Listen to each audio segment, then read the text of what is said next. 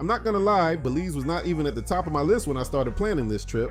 But after spending time in San Pedro, I'm honestly questioning why more people are not talking about this place. Because what I experience here goes way beyond what you expect from a typical beach destination. You think you are just heading to another island with nice water and good weather, but then you actually arrive and something about the energy, the people, and the overall atmosphere starts to pull you in. It's one of those places that doesn't try too hard, but somehow delivers everything at once. So let me walk you through exactly what it feels like to really be here. Not just visit, but experience it. This is Passport Kings. Welcome aboard abroad.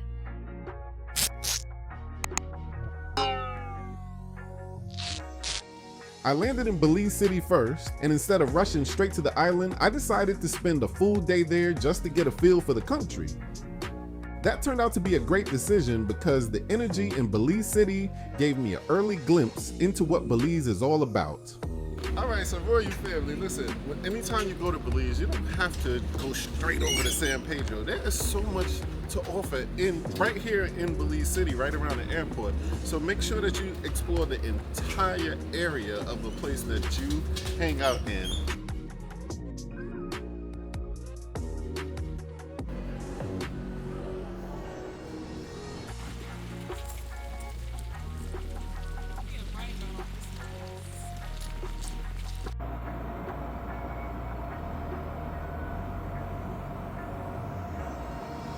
I ended up at a house party, then made my way through a couple of nightclubs, and everywhere I went people were open, social, and just enjoying themselves.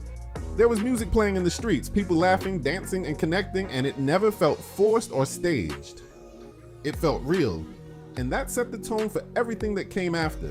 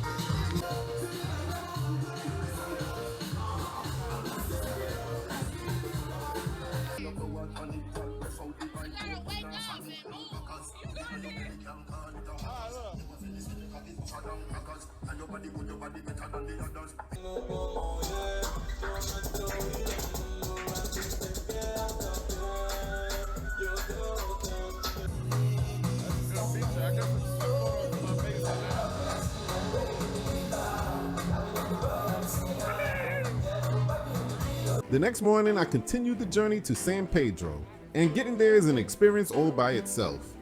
You can take a shuttle boat if you want a slower, more relaxed ride across the water, but I decided to take a small plane, and I'm glad I did because it added a completely different layer to the trip. The airline is called Tropic Air, and when I say this plane is small, I mean it only fits about 12 passengers and 2 pilots. It feels less like a commercial flight and more like you are part of the experience itself.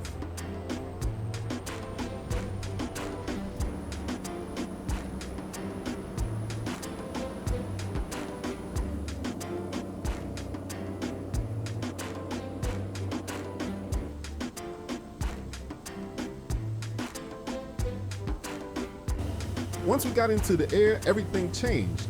Looking down at the water, seeing those different shades of blue, watching the islands scattered across the ocean, it gave me that moment where you realize you are heading somewhere special. By the time we landed in San Pedro, I was already locked in. One of the first things you notice when you arrive in San Pedro is that this place moves differently. There are no traditional taxis or rideshare services like you were used to back home. Instead, the entire island runs on golf carts, and that becomes your main way of getting around. You can walk to a lot of places, especially if you are staying near the center, but having a golf cart changes everything. It gives you freedom, flexibility, and honestly makes the experience more fun. Driving through the streets with the warm air hitting you, music playing in the background, and people casually moving through their day creates a rhythm that you start to sync with. A full tank of gas will last you about 5 days, even if you are exploring a lot, and rentals are usually around $55 a day. It is one of those things that might seem optional at first, but once you have it, you realize it is part of the experience. If you really want to enjoy it, bring your own drinks and a Bluetooth speaker, because those rides start to feel like your own personal island road trip. I checked into the K Hotel shortly after arriving, and right away, the pace of everything slowed down in a good way. The hotel fits perfectly into the overall vibe of San Pedro. It is comfortable, relaxed, and does not feel overly complicated or overdone. After settling in and getting a chance to look around, I could already tell this was going to be a place where you can balance both relaxation and activity. If you're thinking about traveling here or anywhere else, you can book flights, hotels, and vacation packages through my site at passportkings.com. Now let's talk about something that really defines this place, and that is the food. Belizean food has a way of keeping things simple while still delivering strong flavor. You're getting fresh seafood, well-seasoned meats, rice, beans, and dishes that feel authentic rather than overly commercialized. At the same time, you do need to be aware of where you are eating because not every spot is created equal.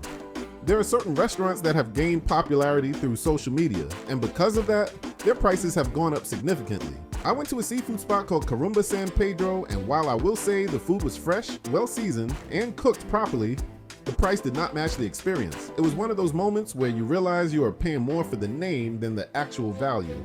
What stood out to me is that right down the same street, there are local restaurants serving food that tastes just as good, if not better, for a fraction of the price. That is when I started asking locals where they actually eat, and one name kept coming up over and over again, which was Fogon. When I finally went, it made perfect sense. The food was authentic, the portions were solid, the pricing was reasonable, and the flavors hit in a way that felt true to the culture. That is the kind of place you want to find when you are traveling, not just something that looks good online, but something that actually represents the destination. Now, the nightlife in San Pedro is something you need to be ready for because this is not a quiet, go to bed early kind of place. This is a beach town, but it is also a party town.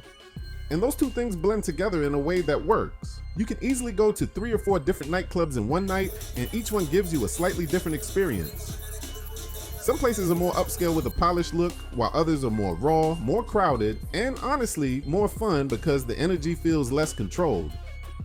What I appreciated most is how the locals and tourists mix together. It never felt divided or exclusive. Everyone is there for the same reason, which is to enjoy the moment. Drinks are affordable, music is loud, and the vibe is consistent. People are dancing, talking, and connecting without overthinking anything, and that kind of environment makes it easy to lose track of time. One of the biggest highlights of my trip was the journey to Secret Beach, and I say journey because getting there is just as important as being there. It takes about 40 minutes by golf cart, and the ride itself feels like an adventure. You are not just traveling on a main road. You are moving through different parts of the island, passing lakes, swamps, small stores, and local food spots that give you a deeper look at the area. About halfway through the ride, there is a place people refer to as the truck stop. Phone when Louisville zones, it gets me hyper. The type to snipe your ass from up close. This is the boot camp show. I'm your host, Starang Wonder. No relation to Stevie. And no, I'm not West Indian or Haitian, but I'm on probation for knocking whack. And it is worth stopping. The pizza and tacos there are surprisingly good, and it gives you a chance to take a break before continuing the ride. As you get closer to Secret Beach, there is a bar that multiple people recommended to me, and they all said the same thing, which is that it has some of the best drinks on the island. It is called the Roadkill Bar, and it's just minutes away from the beach. Roadkill Bar is right on your way to Secret Beach, and there's 2 people in a row already that said they have had the best drink in Belize since we've been here. Where you guys going? Get your road. All right, here's Secret Beach. Here is the bartender slash owner slash Ace Ventura. He makes the best drinks. 2 people in a row. No one's lied. And you said you got your own garden in the back, so all of those things that's in the drinks are freshly grown. All right, we on our way. I tried a drink called the Belizean Baby Maker, and I understand now why people kept mentioning it, because it stood out as one of the better drinks I had during the trip. Belizean Baby Maker, here we go. What it got inside?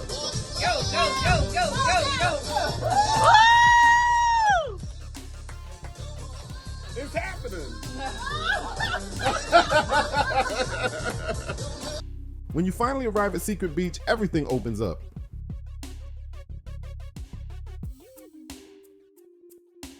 The water is clear and calm, the atmosphere is laid back, and there is a balance between activity and relaxation that makes it easy to stay there for hours. You have jet skiing, beachfront massages, music playing, and several restaurants and bars lined up along the water. While there are places like Blue Lagoon that have become popular for things like oversized lobster plates, it is important to recognize that popularity often comes with higher prices. At the same time, there are multiple spots along the beach where you can still get good food and drinks without overpaying. The real value of Secret Beach is not just in what you buy, but in how it feels to be there. Sitting in the water, relaxing in the sun, and just taking in the environment becomes the main experience. Belize has grown on me like crazy. Yo. The people are so friendly. It's like every person you run into is like you're not meeting a stranger. You're meeting somebody that is just cool with you. It's almost like they know you, and you start to feel like you know them, and y'all just have a normal, decent conversation. And they are not like, for the lack of better words, they're not begging. They're just being nice for some unknown reason. I guess it's just their culture.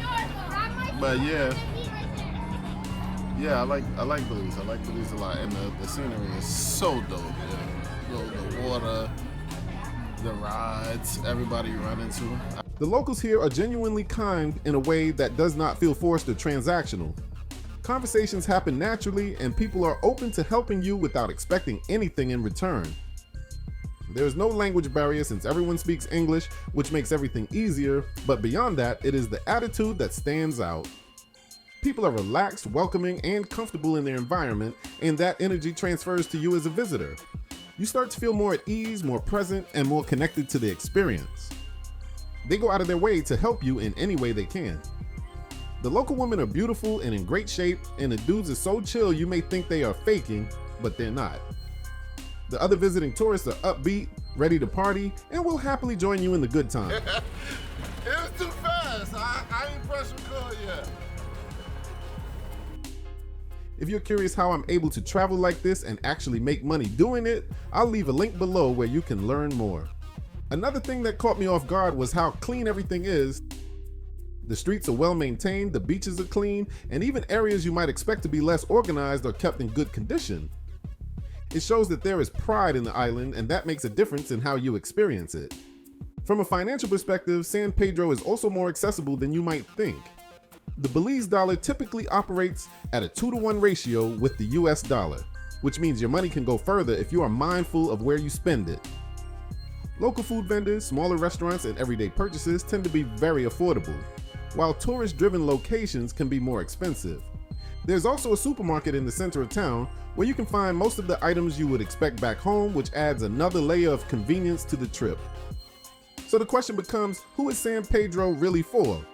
If you are looking for a completely quiet, isolated, luxury-only experience where you stay on a resort and do not explore much, this may not be the best fit. But if you are someone who enjoys movement, interaction, good food, nightlife, and the freedom to explore at your own pace, then this place checks a lot of boxes. It gives you the opportunity to shape your own experience, whether that means relaxing by the water during the day or going out and enjoying the nightlife at night. For me, this trip delivered a balance that is hard to find. There were moments of adventure, moments of relaxation, and moments where everything just felt aligned in a way that is difficult to describe. It is one of those destinations where you do not just pass through, you actually connect with it. I had a genuinely great time here, and it is a place I would come back to without hesitation. If you want my free Passport Kings travel guide, I'll leave a link below where you can grab it. If you enjoyed this kind of travel content, make sure you like and subscribe. And until next trip, we are not just traveling to new spots to brag. We are breaking new ground, and I'll be bringing you new experiences like a king. A Passport King.